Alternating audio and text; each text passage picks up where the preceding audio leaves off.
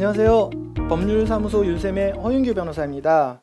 오늘 말씀드릴 주제는 상속재산 협의 내지는 상속재산 분할 심판을 진행하려고 하는데 상속인 중에서 이제 연락이 되지 않거나 연락 두절이 되거나 아니면은 뭐 심지어 이제 행방불명이 돼서 분할 협의를 진행할 수 없는 경우에 어떤 방식으로 해결해야 되는지 뭐 이 영상 하나로 좀 해결할 수 있도록 자세히 말씀드리도록 하겠습니다.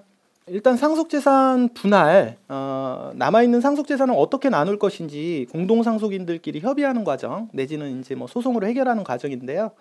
이러한 상속재산 분할은 특징이 이제 상속인 중 1인이라도 참여하지 않으면 절대 성립될 수가 없습니다. 협의도 성립될 수 없고 심판도 할 수가 없습니다.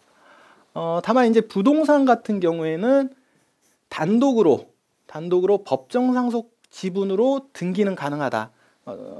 이미 알고 계신 분들도 많을 것 같은데요. 무슨 말씀이냐면 법정 상속분, 즉 n분의 1, 그 다음에 배우자 같은 경우는 1.5 이런 법정 상속분으로 지분으로 쪼개서 등기하는 거는 모든 공동상속인이 뭐 공동 신청할 필요 없이 일단은 단독 신청이 가능하다는 거. 다만 이제 추후에 뭐 협의가 되거나 다시 이제 경정 등기를 할 수 있지만 이거는 이제 기본적으로 가능합니다. 그래서 이런 단독으로 법정 상속 지분을 하는 것 이외에 이 법정 상속과 다른 지분 비율로 등기하는 거는 반드시 그 상속재산 분할 협의나 심판이 있어야 된다는 거 그거 알고 계시면 될 것 같고요. 금융재산도 예금, 뭐 은행에 있는 예금 같은 경우에도 그 뭐 행방불명자의 상속분 예금은 다른 상속인이 절대 인출할 수 없습니다. 결론적으로 한 명이라도 참여하지 않으면 영원히 상속재산 분할 이루어질 수 없는 거죠. 그럼 뭐 상속재산 분할 못하면 뭐 불리한 점이 있느냐? 뭐 특별히 불리한 점은 없습니다. 다만 주의하셔야 될 거는 세금 문제, 취득세하고 상속세는 반드시 그 법정 기한 내에 보통 이제 상속 개시 이후에 6개월 내에 신고를 하셔야 가산세가 나오지 않는다는 거. 가산세가 상당히 크죠. 보통 이제 무신고, 신고 안 한 걸로 했을 때 20% 정도 나오고 그 다음에 이제 납부 안 한 거에서 이제 납부 불성실 가산세라고 해가지고 그거에 대해서는 뭐 세목마다 틀리긴 하지만은 월 일부 뭐 연 한 10% 정도의 가산세가 지속적으로 발생하니까 등기는 못하더라도 취득세나 상속세는 반드시 기한 내에 내셔야 될 것 같습니다. 다시 이제 본론으로 들어와서 일부 상속인이 연락이 되지 않을 때 그러면 이제 상속재산 분할 어떻게 하느냐? 아무리 영원히 뭐 분할 이루어질 수 없고 뭐 이 세금 문제 다 내고 그냥 가더라도 그 특별한 불이익이 없다고 하더라도 뭐 계속 요 뭐 불확정적인 상태에서 이렇게 재산을 놔둘 수는 없지 않습니까? 그래서 보통 이런 경우에 이제 해결하는 방법으로 세 가지 정도를 대부분 얘기를 하고 있습니다. 첫 번째는 이제 상속재산 분할 심판 내에서 해결하는 방법이 있고, 별도의 이제 부재자 재산 관리인 선임 청구하는 방법이 있고, 그 다음에 이제 실종 선고 청구하는 방법이 있는데 각각의 방법에 대해서 좀 설명드리겠습니다. 먼저 상속재산 분할 심판 내에서 해결하는 방법입니다. 이거는 일단 상속인의 존재가 어느 정도 확실한 경우, 그러니까 상속인이 누구이고 구체적으로 특정이 되고 뭐 채무 주소지로 어디에 살았는데 현재 뭐 연락이 되지 않는다. 단순하게 주소나 연락처를 모르는 경우에 이 방법으로 충분히 해결이 가능할 것입니다.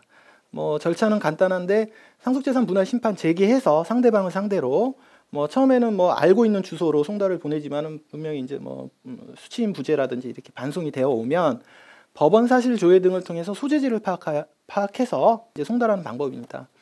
뭐 소재지 파악하는 방법은 아주 뭐 기초적인 건데 주민번호 알고 있으면 뭐 주민등록 초본 조회를 한다든지 아니면은 뭐 해외 출입 기록 아니면은 뭐 혹시나 교정시설에 수감되어 있는지 여부, 그다음에 세금 납부 내역도 보면은 이제 실제 거주하는 주소를 알 수가 있고요. 이렇게 이제 조회해서 주소가 나오고 송달이 되면 정상적으로 이제 상속재산 분할을 진행하시면 되는데, 그래도 소재지가 파악되지 않는다라고 하면은 결국은 법원에서 이제 공시송달로 처리하게 되겠습니다. 공시송달 많이 들어보셨겠지만은 결국은 상대방한테 실제 송달이 되지 않았지만은 송달로 간주해서 그 소송 절차를 진행하는, 그래서 판결까지 받는 절차라고 보시면 될 것 같습니다. 특징은, 이 절차의 특징은 뒤에 이제 설명드리는 부재자 재산 관리인 선임 청구나 실정 선고에 의한 방법보다는 상대적으로 신속하게 좀 진행이 된다고 볼 수 있습니다.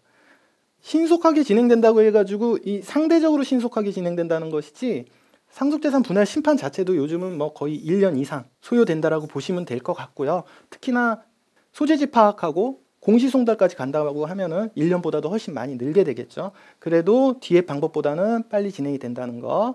그리고 요거의 이제 좀 약점은 공시송달에 의한 경우에는 추후에 상대방이 추한 항소가 가능하다는 겁니다. 추한 항소는 이게 공시송달이 직접 송달된 게 아니라 송달 간주되는 것이기 때문에 나중에 상대방이 나타나서 이 판결이 난 거를 후에 알게 된다면 그때 아무리 기간이 지난다 하더라도 다시 항소할 수 있다. 다시 재판을 할 수 있다는 것이기 때문에 이 점은 좀 유의를 하셔야 될 것 같습니다.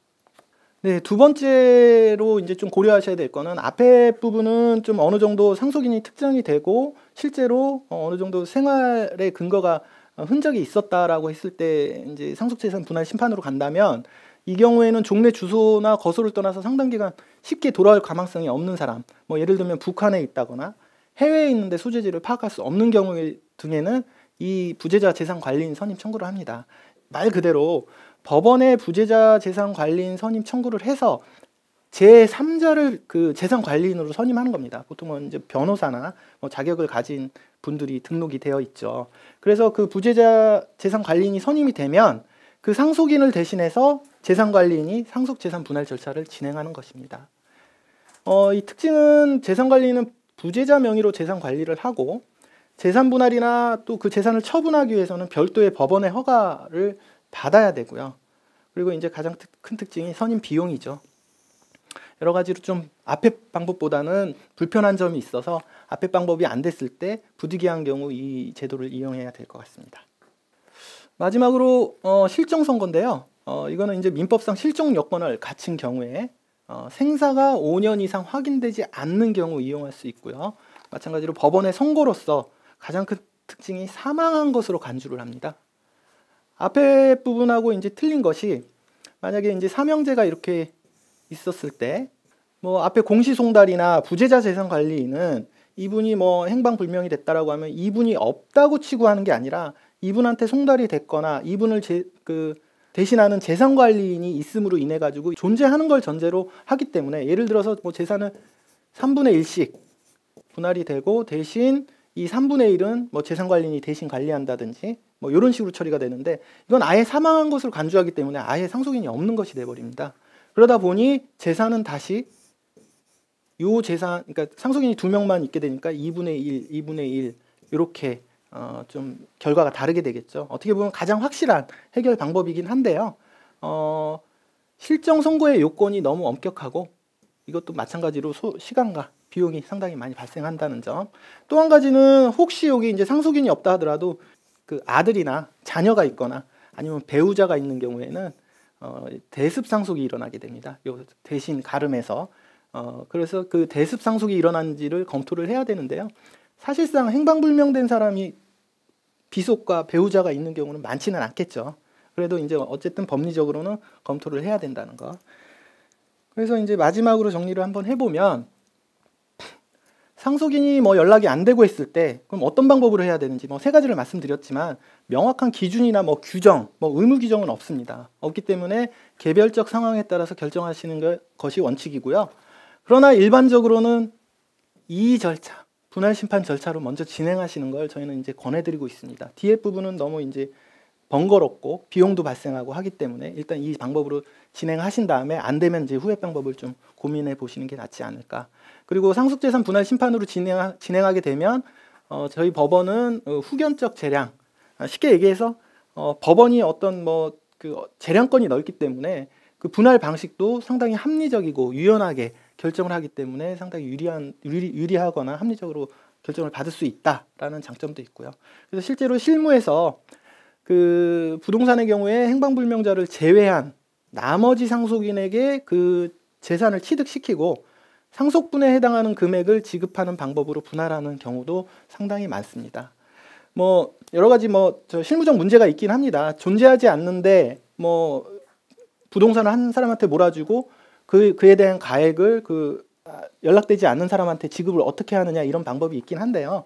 뭐 공탁을 한다든지 뭐 여러 가지 방법으로 해결하고 있으니까 이 부분은 자세한 거는 저희 사무실에 오셔서 자세하게 상담하시면 될 것 같습니다. 상속인이 연락이 되지 않았을 때 어떤 식으로 상속재산 분할 협의를 해야 되는지 오늘 자세하게 설명드렸고 많은 도움이 되셨으면 좋겠습니다. 오늘 영상은 여기까지 하고 저는 또 다음 영상에서 찾아뵙도록 하겠습니다. 감사합니다.